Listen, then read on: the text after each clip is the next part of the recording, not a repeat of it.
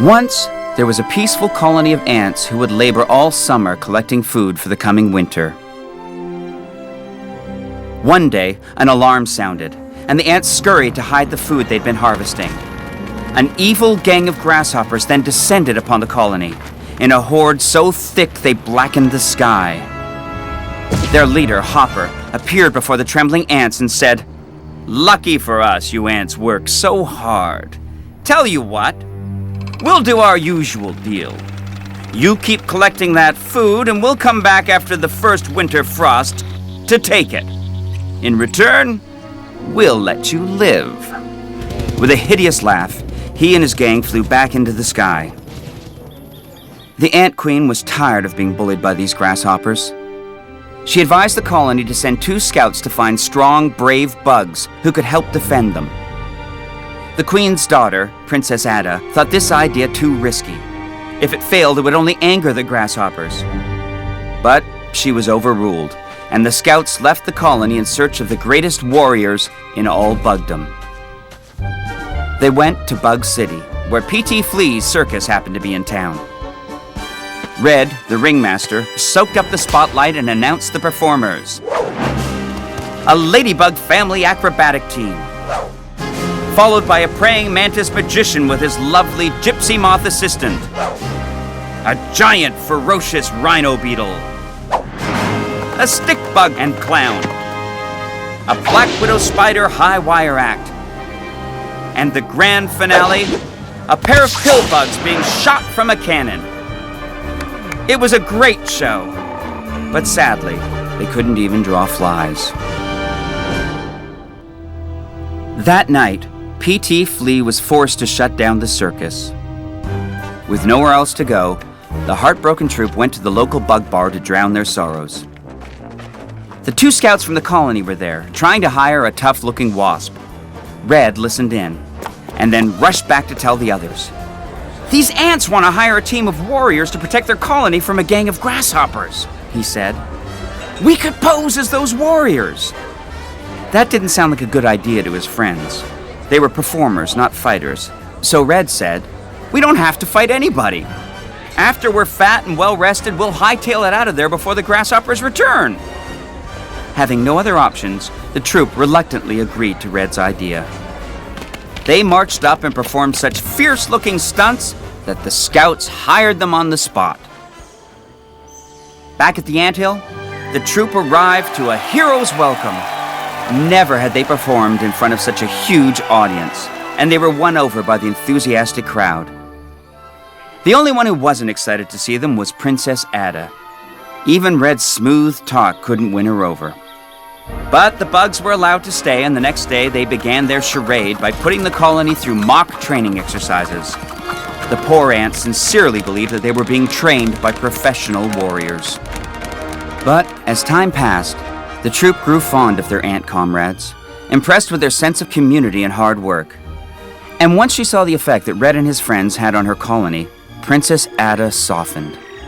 In fact, her animosity slowly turned into adoration, and Red, against his better judgment, found himself falling thorax over abdomen in love. Weeks turned into months, and before anyone knew it, autumn had come to a close. One morning, the circus bugs awoke to the first frost of winter. Red knew this meant Hopper and his gang would return at any moment. Much as they hated to leave their new friends, the troupe gathered their belongings and tiptoed to the front gate. But they were too late. The frightening buzz of the grasshoppers came roaring over the field. Hopper appeared out of nowhere, stopping the circus bugs in their tracks. "Well, who do we have here?" he said. Before Red could answer, one of the ants yelled, "They're the bugs that are gonna kick your butt, Hopper!" Red wanted to look brave in front of Princess Ada, so instead of begging for his life, he said, "That's right, Hoppity. And don't think it's just us you have to get past. You've got an entire army of ants to reckon with." The grasshoppers were confronted by a wall of seemingly confident and agile warriors. Unprepared for resistance, they flew away. The entire colony cheered, and that night they held a party in honor of the courageous warriors who had saved them. But Red was feeling guilty. He knew his lies had put the ants in danger, so he decided to tell Princess Ada the truth. Before he could say anything, who should appear but P.T. Flea, the circus manager. "There you are!" he shouted. "They told me in town I could find you here. I got us a gig. We're a circus again!" A long silence fell over the party. The Queen was furious. They had all been fooled into thinking they could defend themselves with a circus routine. She banished the imposters, and the troupe slinked after P.T. Flea into the night. The Queen then returned to her chambers. She was so upset she didn't notice that her guards weren't at their posts. Suddenly, Hopper and his henchmen jumped out of the shadows. "You didn't think you could scare us off that easily," he said. "The colony's helpless without its queen. Now that I have you at my side, your ants will do whatever I say." Hopper's henchmen grabbed the Queen and carried her off to their camp. The rest of the gang quickly invaded the anthill. Princess Ada saw a chance to escape. She knew what she had to do. She caught up with the troupe and told them, "I don't care if you are just circus bugs. You gave us confidence and showed us what we can do as a team. With your help, we can still save the colony."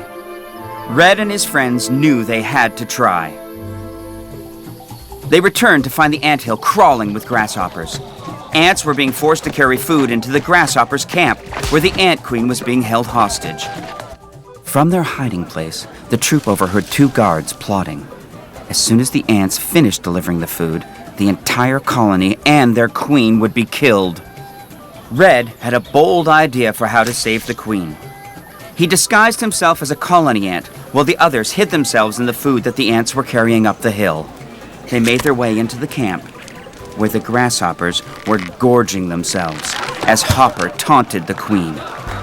Red, still in disguise, scurried into the middle of the camp and shouted, "Ladies and gentlemen, bugs of all ages, presenting the world's greatest flea circus!" Right on cue, the bugs jumped out of the food and launched into their old circus routines. Hopper and his gang were taken completely by surprise. Manto the Magnificent promised the audience that he would make the queen disappear before their very eyes. He threw a cloth over her cage, and when he whisked it away, she was gone. The grasshoppers applauded, but Hopper was enraged. Before he could react, Red shouted, "Now!" And the harmless circus stunts turned into a ferocious attack. Inspired, the ants found their courage, transforming themselves into an impressive army.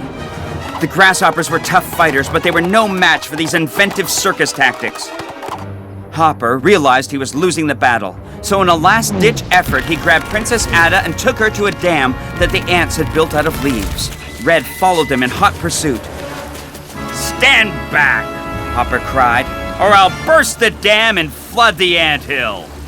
Red inched closer, and then Hopper, in a burst of malicious spite, stomped on the dam, causing it to rupture.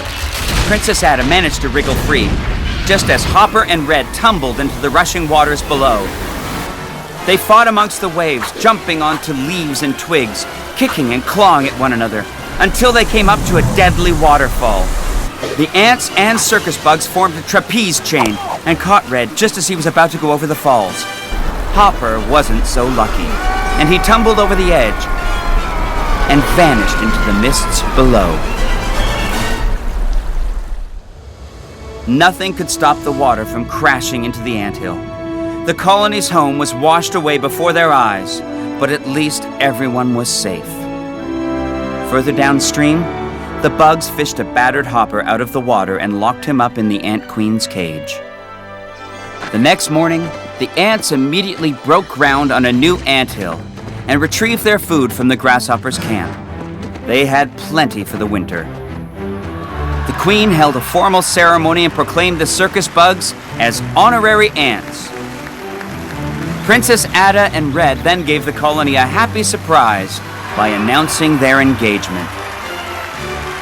The ceremony concluded with a one-gun salute as Hopper was shot out of the circus cannon high into the air, far off beyond the horizon, and was never heard from again.